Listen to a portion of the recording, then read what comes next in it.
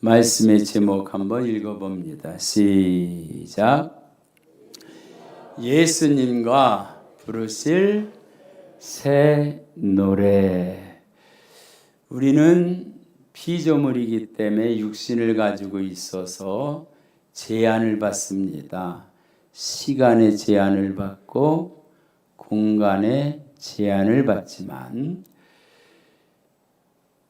하나님, 영이신 하나님이 이 땅에 오신 예수님은 시간과 공간에 제한을 받지 않으셔서 과거, 현재, 미래 역사 속에 일하시고 주관하셔서 그 예수님을 실은 제대로 이해하기가 결코 쉽지 않습니다.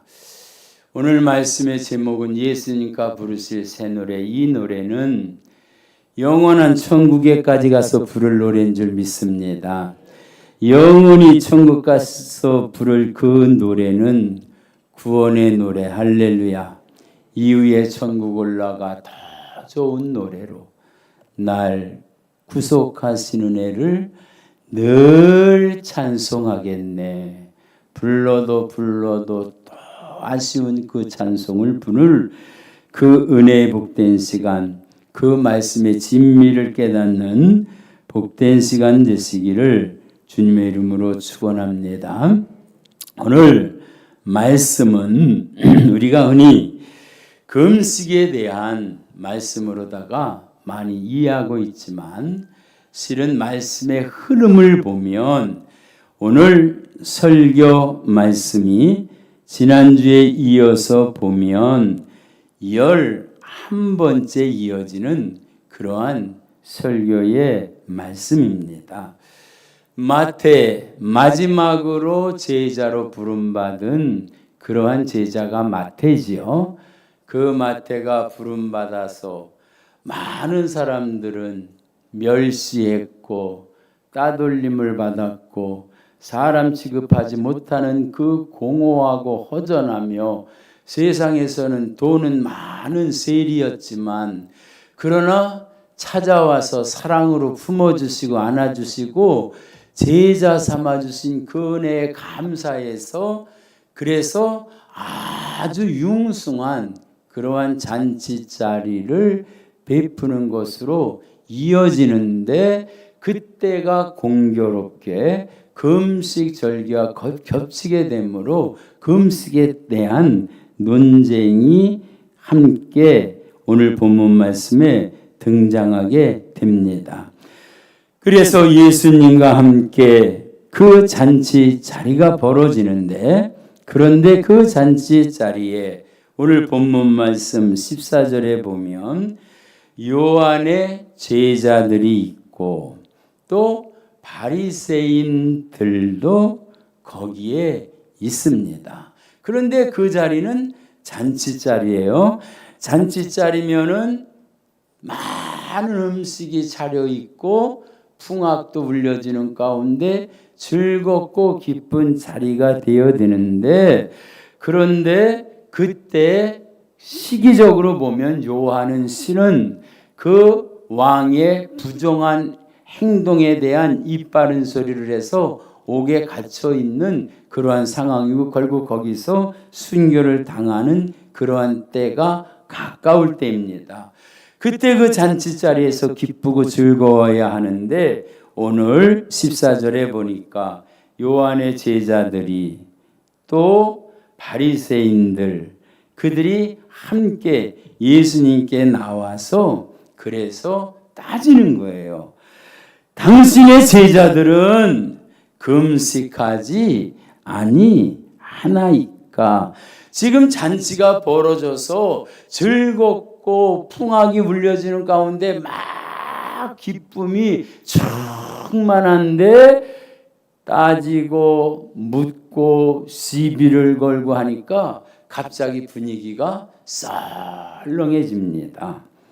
그리고 그 자리는 어떤 자리였었어요? 세리의 친구들이 많이 있었고 거기에는 사회적으로 죄인이라고 인정함을 받는 많은 창기라든지 이런 사람들이 앉아있던 그러한 자리였기 때문에 상당히 그 자리가 기쁨의 자리가 썰렁한 자리로 그렇게 바뀌어졌습니다. 실은 요한의 제자들은 그들의 겉모습을 보면 열심히 신앙생활 하던 그런 사람들이었습니다. 왜? 요한의 H임이 뭐예요? 심판이 가까웠다.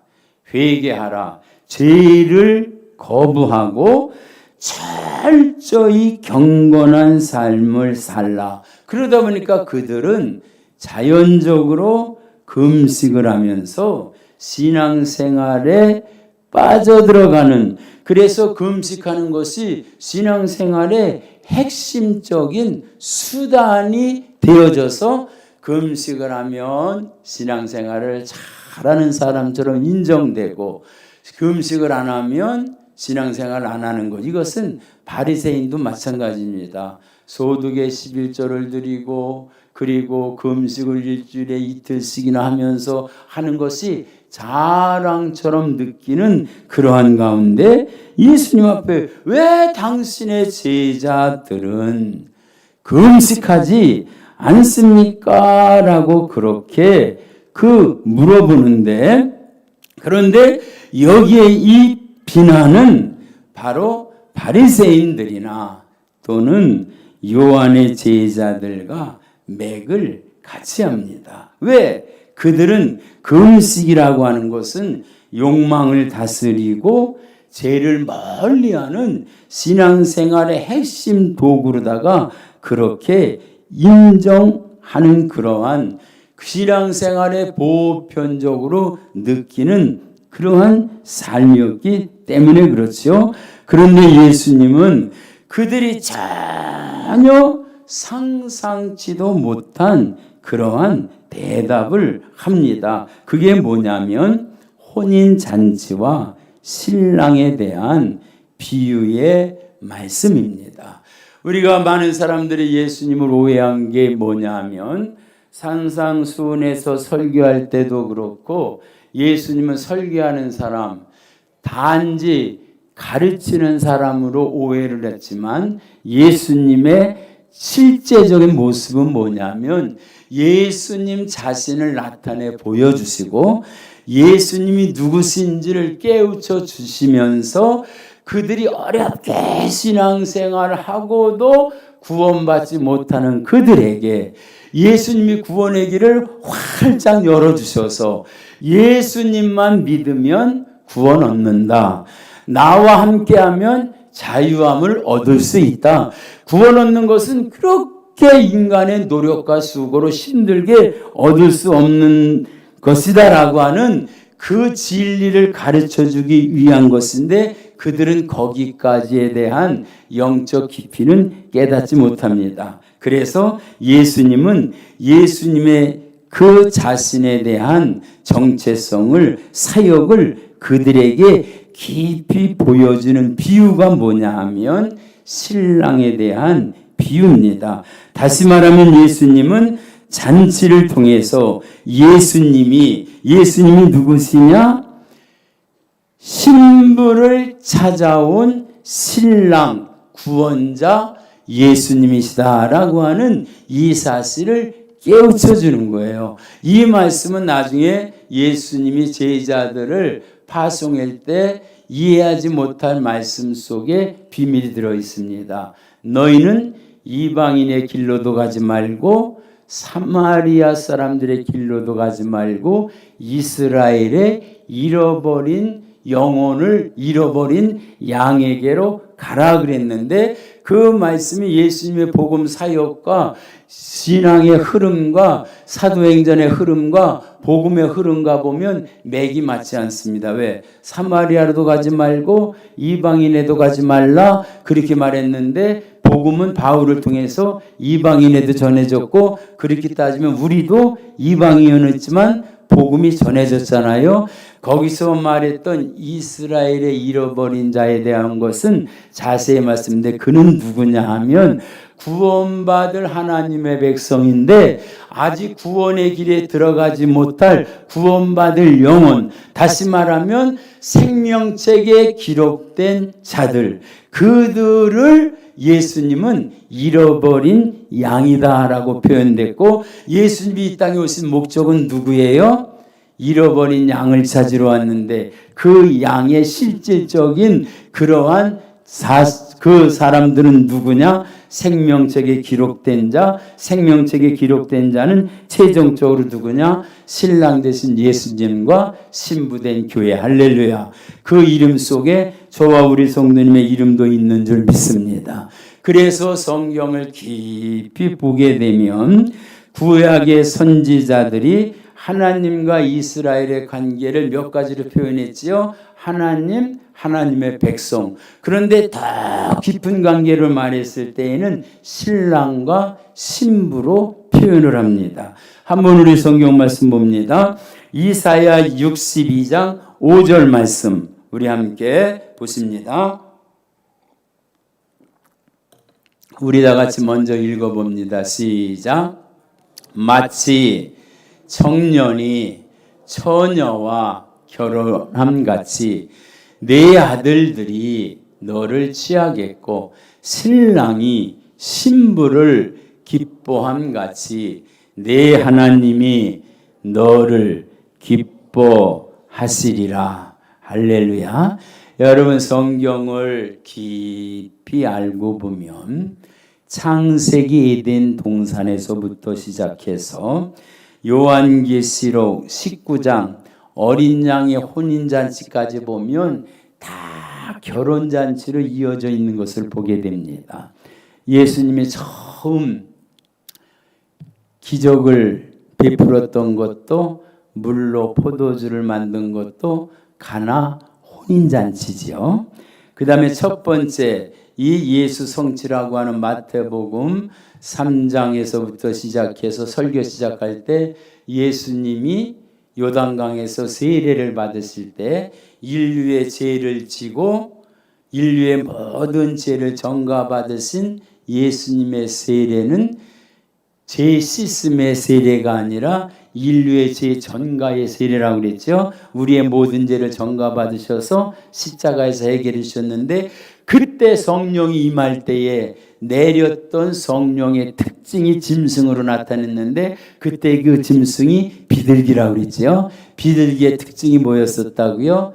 짝을 찾는, 짝을 잃어버리면 다시 짝을 찾지 않고 계속 수절하는 그 비둘기. 그래서 예수님은 결혼하지 않았고 영적 비밀을 알았던 사도 바울도 결혼하지 않았고 영적으로는 둘 관계가 신랑과 신부의 관계였다라는 걸 말씀했죠. 그래서 예수님은 타락한 인간을 찾아 사랑의 잔치를 준비하는 참 신랑이다라고 하는 이 사실을 오늘 말씀을 통해서 증거해 주는데 그것을 알 사람이 아무도 없다라고 하는 그러한 말씀이지요. 그래서 바리새인과 세례 요한의 제자들은 금식을 많이 강조합니다. 왜? 죄를 물리치고 의로워지려고 하는 열망 때문에 내가 금식하면서 나를 쳐서 복종시키고 내가 노력하고 내 공로로 수고하고 애를 쓰면 구원 얻을 수 있다라고 하는 이러한 것 가지고 열심히 신앙생활하지만 결국 그래도 구원 얻을 수 있어요? 못 얻어요? 구원 얻을 수 없고 구원 얻을 길은 오직 누구를 통해서만? 예수 그리스도를 통해서만. 이것을 지금 예수님이 깨우쳐 주시는 거예요. 그래서 금식을 통해서 자신을 쳐서 복종시키고 잡념을 버리고 그런 과정 속에서 경건의 훈련에 아주 중요한 의미가 있고 그리고 역사적으로 위험할 때든지 아주 위태를 든지 어려울 때 금식을 선포하고 기도해서 응답받은 역사가 많이 있지요. 그런데 지금은 어떤 상황이에요? 구원의 메시아가 지금 와 있는 상태이고 조금 있으면 그 예수님이 인류의 구원의 문을 활짝 열기 위해서 십자가에서 죄의 문제를 다 해결해 주실 그 때가 가까운 이때에 예수님께서 말씀하시는 거예요. 뭐라고 말씀하셨느냐? 신랑이 와 있으니 손님들이 금식할 수 있느냐라고 하면서 지금 신랑 되신 예수님이 이 땅에 와서 죄의 사망을 극복하는 그러한 순간이 곧 임할 것이기 때문에 이 인간이 금식하고 노력하고 애쓰고 그렇게 해서 그것으로 인해서는 인간의 의로는 구원받을 수 없다. 내가 이 구원을 위해서 왔기 때문에 나와 함께 이 잔치에 즐거워하고 기뻐하고 누리면 구원은 누구와 함께? 예수 그리스도와 함께 얻어진다. 할렐루야. 그래서 그토록 기다리던 구원이 더 이상 금식이라고 하는 경건의 노력으로 이루어지지 않고 인간의 수고로 이루어지지 않고 예수님의 은혜로 가능하게 되어졌다. 할렐루야. 그래서 예수님이 오늘 그 상황 속에서 선포하고 외치고 싶은 말씀이 있습니다. 이 말씀에 귀를 기울일 수 있으시기를 주님의 이름으로 축원합니다. 예수님은 지금 금식을 말하는 바리새인들과 금식을 말하는 세례 요한의 제자들에게 이렇게 말씀하고 싶은 거예요. 나는 신랑이다. 나는 신부의 죄를 용서하러 이 땅에 왔다. 나로부터 의를 받으면 죄가 아무리 커도 한순간에 깨끗해진다. 내가 이미 신부를 찾으러 구원을 베풀려고 있는데 왜 이 구원의 길이 쉬운 길이 열려졌는데 너희들은 의로워지려고 금식의 길을 선택하고 그 어려운 고행의 길, 수행의 길, 그 어려운 길을 선택하려고 하느냐. 제자들이 어리석은 것 같지만 제자들은 지혜로운 게 그들의 행동이 의로워서가 아니라 내가 그들을 택했고 그들이 나와 함께했고 그들이 나를 따랐기 때문이다. 할렐루야. 여러분 우리가 솔직히 알아야 됩니다. 우리의 행동이 의로워서 구원받았습니까? 예수 믿어서 구원받았습니까? 예수 믿어서 구원받았습니다. 할렐루야. 우리는 예배드려서 구원받은 게 아니라 구원받은 은혜에 감사해서 예배드립니다. 할렐루야. 우리가 영원히 부를 찬송은 구원받기 위해서 부르는 것이 아니라 이미 얻은 구원에 감사해서 영원히 부를 새 노래가 영원히 하나님의 나라에서 부를 찬양입니다. 이것이 이미 성경에 기록되어 있습니다. 이사야 6장 5절에 보면 이사야 선지자가 누가 가서 외칠까? 누가 가서 말씀을 전할까? 그럴 때 많은 사람이 주저할 때 주여 나를 보내소서 나를 보내소서. 그때에 이사야 선지자가 고백합니다. 화루다 나는 입술이 부정한 자로다 라고 하면서 막 고통을 호소하는데 그런데 부정한 입술이 깨끗해지는데 그게 장시간 금식하거나 고행하거나 수련으로 되어진 것이 아니라 이사야 6장 7절에 보면 제단 숯불이 그 입술에 닿는 순간 죄가 사해집니다. 할렐루야.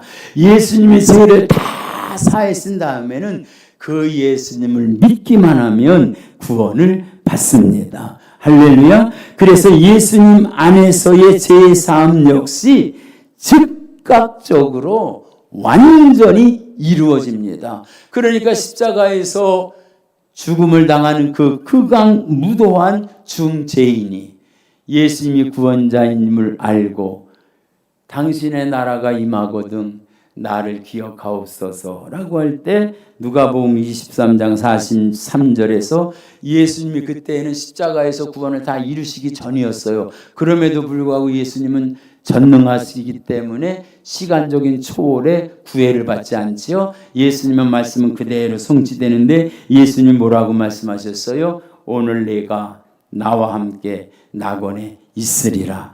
즉시로 구원받습니다. 할렐루야. 아멘입니다. 그래서 누구든지 예수를 믿는 순간 더는 죄의 족쇄에 얽매이지 않고 마지막 임종하는 순간에도 예수 믿으면 구원을 얻습니다. 할렐루야, 아멘. 그래서 세례 요한의 제자들이 이해하기 어려웠던 것은 예수님을 모르기 때문입니다. 자유롭게 먹고 마시는 제자들의 모습은 신랑으로 오신 예수님이 천국에서 베푸실 한없는 사랑과 은혜를 미리 누리는 그림자일 뿐인데, 할렐루야, 아멘이에요. 그 자리에서 고행하고 금식하지 않아도 이미 누구로? 예수님으로. 그래서 우리는 이 사실을 알게 됩니다. 금식 자체는 문제가 아니에요. 경건하게 살기 위해서 때로는 금식도 필요하고, 성경에 보면 개인이나 국가가 위기 상황에 닥쳤을 때 금식을 선포하고 기도를 선포했을 때 응답받는 역사가 많이 있었지요. 모르드게가 죽으면 죽으리라라고 하는 일스더와 함께 멸망당할 그때에, 하만에 의해서 다 멸망받을 그때에 금식을 선포하고 기도했을 때 멸망당할 그날이 불임절이 되어져서 죽이려고 하는 자는 오히려 그 장대에 목이 달리고, 이스라엘 백성들은 살림을 받은 그 영적 비결이 성경에 있는 것을 보게 되지요. 그러니까 이 영적 비밀을 모르던 바리새인들과 세례 요한의 제자들은 그들이 행하는 금식, 그것이 구원의 필수 조건으로 그렇게 알고 있었는데, 우리는 분명히 알아야 됩니다. 구원의 필수 조건은 금식이 아니라 예수 그리스도시고, 금식이 아니라 신랑 되신 예수님이고, 우리는 이 다음에 그 신랑 되신 예수님의 신부가 되어지는 것입니다. 그래서 예수님이 이렇게 신랑을 빼앗기는 날 하면서 내가 신랑이다, 내가 구세주다, 나만 신랑으로 삼으면 내 나라, 하나님의 나라에 나와 함께 간다, 신랑의 나라에 신부가 함께 가는 게 그게 영생이고 구원이다, 이 사실을 예수님이 말씀해 주는데 그 말씀을 깨닫는 자가 없더라. 그래서 예수님은 다시 그들에게 말씀해 주는데, 거기에 비유로다가 말씀해 주시는 것이, 그것이 기운 율법 갈아입은 복음입니다.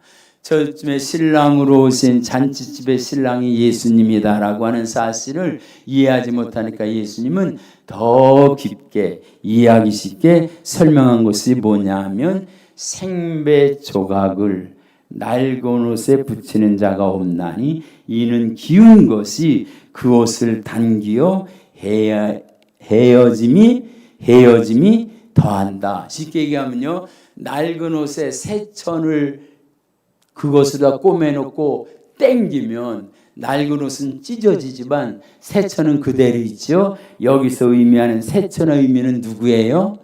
예수님이에요. 이것을 다시 뭐라고 말씀하냐면 새 포도주는 새 부대라고 하는 이 말씀을 하는데, 우리가 새 포도주는 새 부대라고 하는 이 말을 신앙생활을 조그만 사람들은 다 들어봤던 내용들입니다. 이 말의 의미를 어떻게 들었냐 하면, 문화가 바뀌고 사회가 바뀌고 생활이 바뀌고 체질이 바뀌어야 돼요 하면 빨리 거기에 적응해야 됩니다. 배우지 못한 사람은 배워야 되고, 신기술을 배워야 되고, 이렇게 돼야 됩니다. 그래서 배우지 못한 사람은 배우고 유학 가고 많이 했는데, 이것은 그 말씀의 깊은 영적 비밀을 깨닫지 못한 말씀이에요. 결론부터 말씀드리면, 지금 뭐가 문제예요? 먹고 사는 문제가 아니라, 지금 예수님이 그들에게 깨우치고자 하는 것은, 왜 그들이 금식해요? 왜 그들이 잔치집에 즐겁고 기쁘게 해야 되는데 왜 금식을 논해요?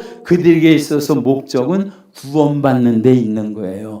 구원받기 위해서 금식하면서 절제하면서 육신을 쳐서 복종시키는데, 그런 예수님은 분명히 아시는 거예요. 구원의 길은 인간이 먹지 않고 금식하고 노력하고 헌신하고 여기에 구원의 길이 있는 게 아니라, 구원의 길로 이 땅에 오신 분은 누구셔요?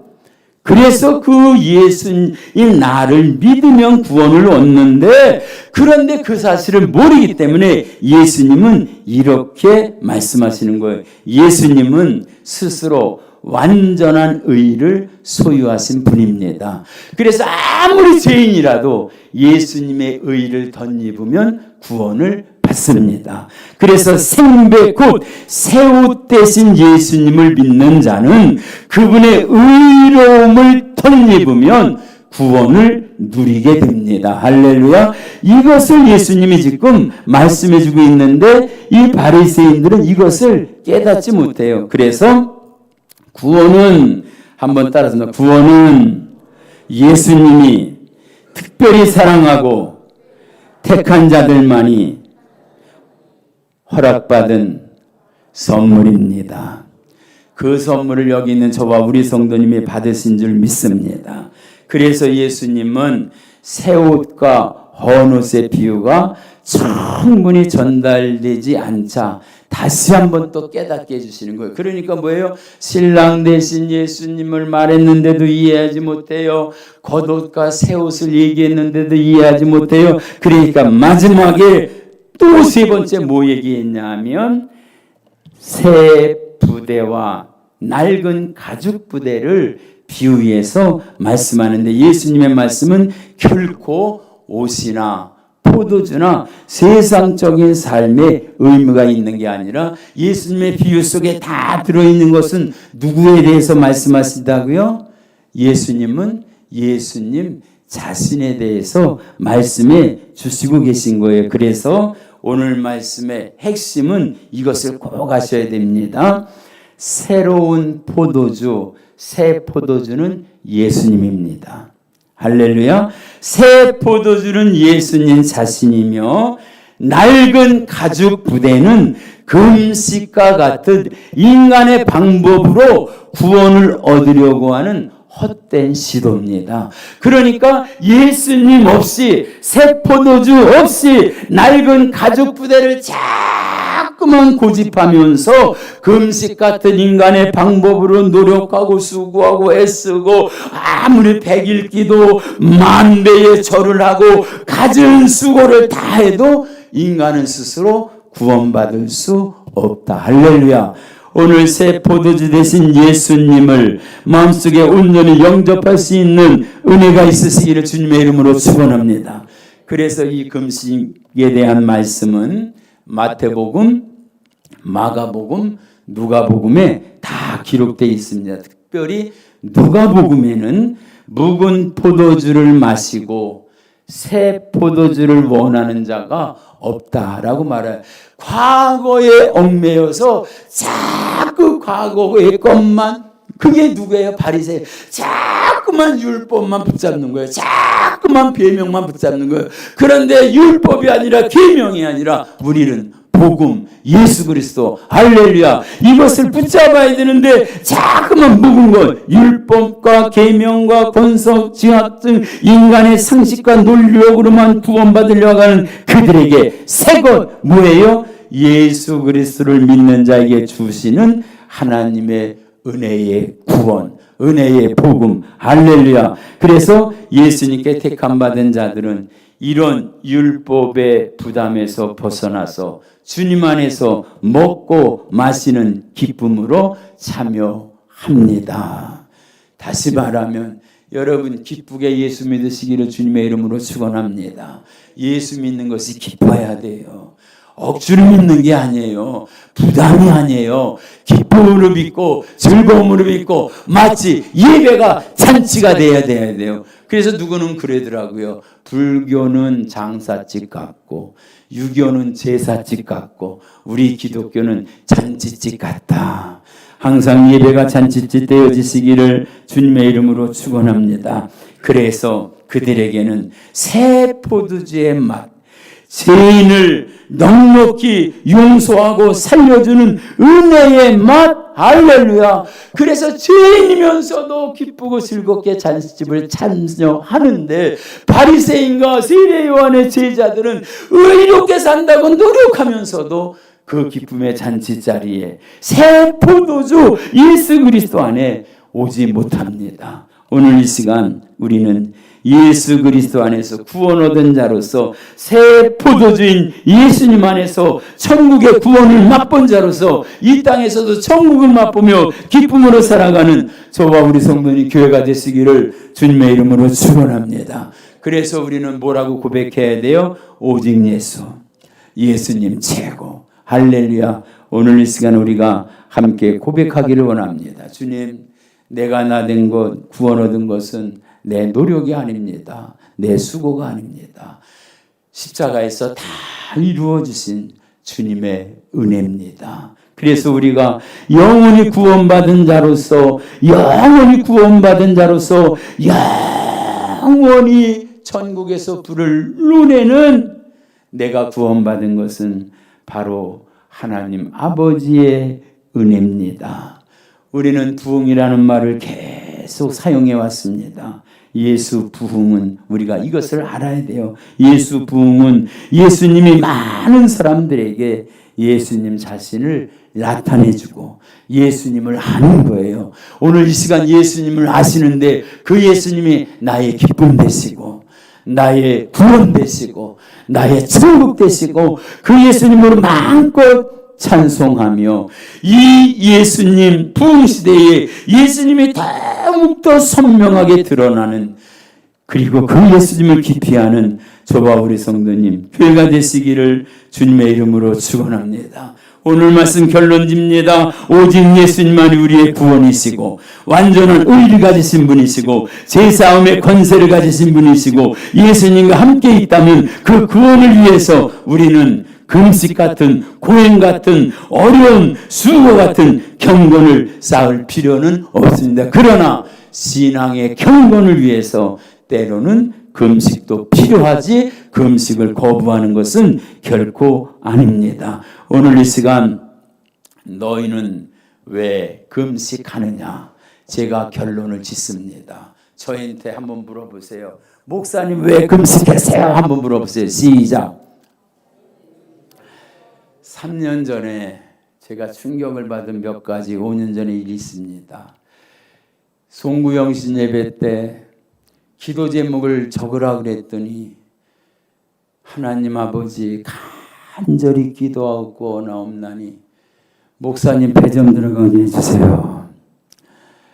근데 그거 가지고도 제가 충격이 안 왔는지 뉴욕에 그 LA에서 목회하시던 조셉 김 목사님 박사기가 서너 개 가지고 계신 분인데 부흥회로 오셔가지고 저를 앞에 놓고 아주 공개적으로 망신을 주는데 뭐라 그랬냐면 목사님은 따님들이 안 계신 줄 알았대요. 그래서 왜 그랬냐 그랬더니 어떻게 딸들이 있으면 아빠 배를 저렇게 만들었냐. 그래가지고 제가 충격받는 가운데 3주 전부터 이 설교를 준비하면서요. 주님 알았습니다. 왜 금식하냐 물어보면 제가 성도들한테 그러겠습니다. 나 뱃살 떼려고 그래요. 제 이 모습이 고등학교 2학년 때 모습입니다. 할렐루야. 많이 나갈 때는 97kg까지 나갔어요. 처음에는 은혜살이라고 그랬는데 지금 보니까는요. 절대 은혜살은 아니고 제가 말씀드립니다. 금식한다고 구원받는 건 아니고요. 구원은 예수님이 이루어 주신 것이고 우리는 그 구원을 누리는 겁니다. 경건을 위해서 은혜를 위해서 나 자신의 절제를 위해서 때로는 금식도 필요합니다. 금식을 부인하는 건 아니지만 구원의 조건이 금식은 아닙니다. 오직 구원은 예수 그리스도만을 통해서입니다. 우리 함께 찬송 부르고 함께 기도하기를 원합니다. 그게 뭐냐 하면 찬송가 이후에 전국 올라가 더 좋은 노래로 찬송가 258장 5절 여러분 하나님 나라에서 지옥이 보이고 천국이 있는 가운데서 부자가 나사로의 그 손끝에 물 한 방울 목에다가 끈지게 해달라고 그 애절한 그 모습을 보면서 우리 이 찬송 5절 부르는 다음 주여 3번 부르시고 구원을 주신 예수님 감사하면서 영원히 천국 가서 구원의 노래를 부르고 예배가 기쁨이 되고 기도가 기쁨이 되고 봉사가 기쁨이 되고 섬김이 기쁨이 되고 신앙생활이 기쁨이 되게 해달라고 우리 주여 3번 부르시고 동성으로 기도하십니다. 이후에 천국 올라가 예천국 올라가 더 좋은 우리 두 손 높이 드시고 나 알고 소가 세는 내를 내 찬송하게 아멘 너를 찬송하게 늘 찬송하게 날 구속하신 날 구속하신 은혜를 늘 찬송하게